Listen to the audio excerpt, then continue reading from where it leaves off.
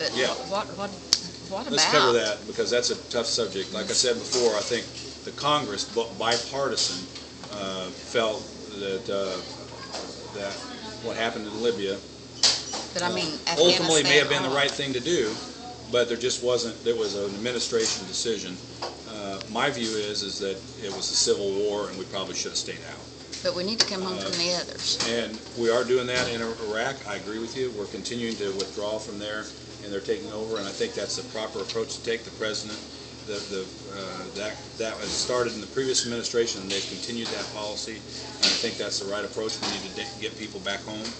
I got this question the other night. Afghanistan, the Congress, people like me, right now are at the point where we want to know what the end game is, because we've been there for 10 years, and at this point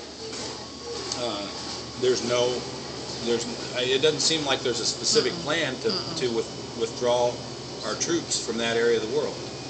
And I know we're with the withdrawals that we have in place that are coming up. I think probably are going to get rescinded. I suspect they're going to determine that they don't want to do that. And my view is we need to come up with a end game plan. And if we don't have one, we need to get our people. We need to get our people back home. I think that's, and you're finding that on both sides of the aisle in the Congress at this point.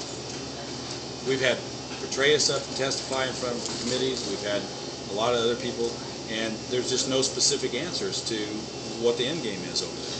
So, and the other thing is from the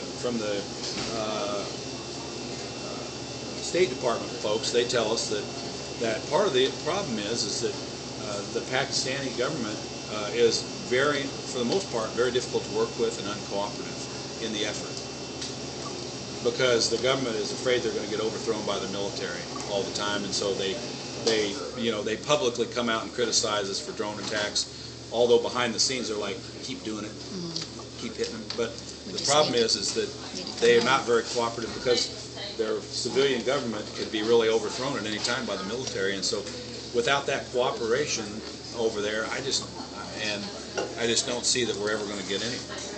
We need to come back. We need to have an end game and determine what we've been there over 10 years, the longest war in U.S. history. It's crazy. So one last question.